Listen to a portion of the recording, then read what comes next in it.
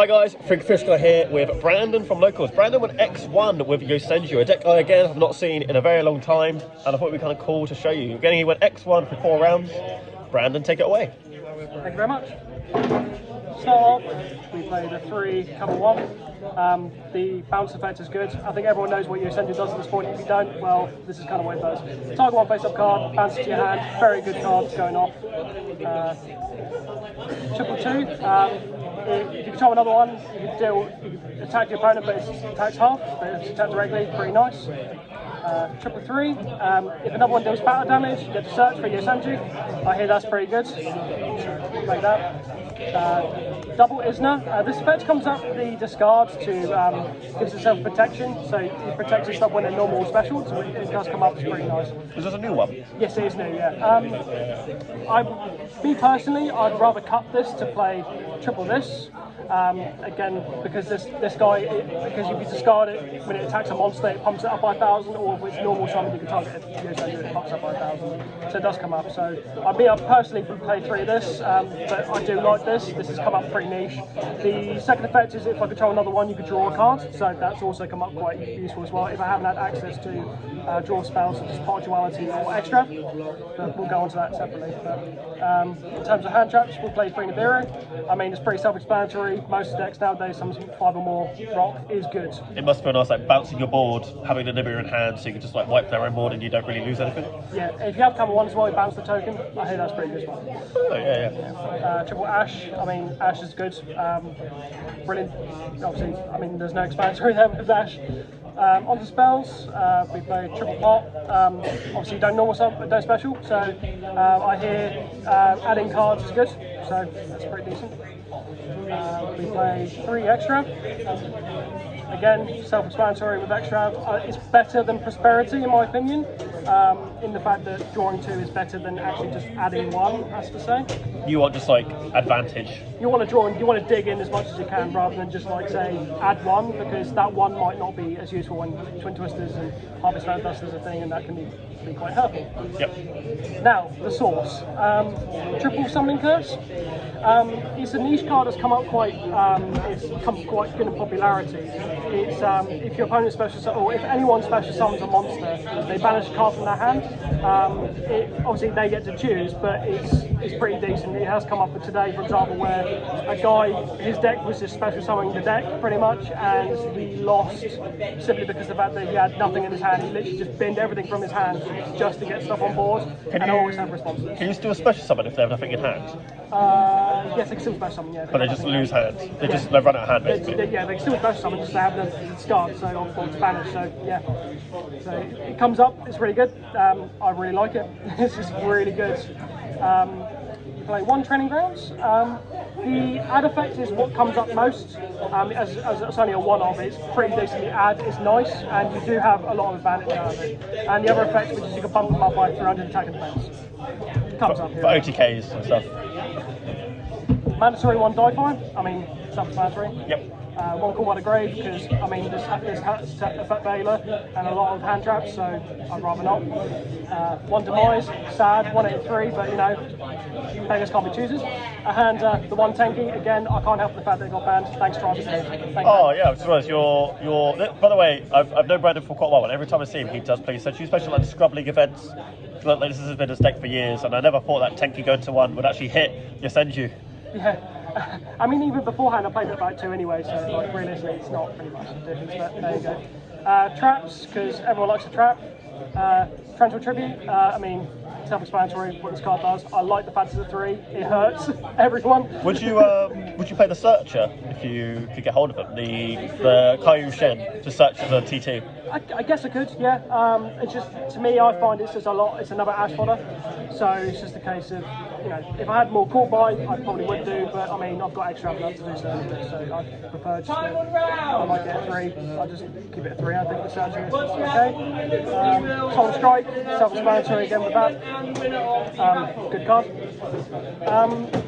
Battle traps, I mean, this is Storm and Mirror Force, but I prefer it to be Drowning, because obviously your board is always open, you're more susceptible to an attack. And Drowning Mirror Force shuffles all the monsters into the deck, So I prefer that over this, but I just haven't had the chance to get them. But this is also nice. It's still. Did this come a lot today, Storming? Did it actually win you some games or something, or just It bounce has. the board? It has won me a couple, and just the ability just to bounce stuff to hand helps because it just like they go and especially if it's like the level 8 stuff and high level monsters, and they just go, well, this is now a brick, so it does come up.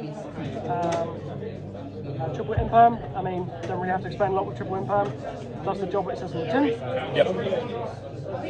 Triple rivalry. Rivalry obviously comes up most times this format. It's just really decent. E1. Yeah. Really useful and it's pretty niche plays. I don't play Gozen anymore because a lot of decks now are very Mono attribute. Yeah, so it's just the case of you'd rather just play rivalry. It's more. The standard, obviously, one macro. This has come up nearly every game and it's been fantastic. I played against Yugioh and the guy couldn't play because obviously Needs grave. Yeah. So Macrocosmos has come up today. It's also come up against Tri-brigade. Also hurts. Drytron. It hurts a lot Eldritch. of stuff. Yeah. So having macro up does hurt a lot of decks in my opinion. So that's the macro and the Yosenju secret move. It's good. You can search this off of training grounds, and the amount of times where I just set it and just pass turn, and then obviously they do their things and whatnot. And then when I normal summon, I've got a response. Normally, if they activate things like Judgment, which I've been judging quite a lot today, so this has helped just to kind of say no. So that's that. So that's all the traps and stuff. Extra deck wise, I mean, I'm playing Waken Dragon in the extra, so obviously most of this is just fodder for Waken Dragon. So Last Warrior, I mean, literally this was like kind of thrown together at lastminute.com. So like there's a lot of things that's like, what the? That's how the best decks work. Yeah, just like just random. What did you have in your binder? Just shove them all in. So literally this is all kind of thrown together at last minute.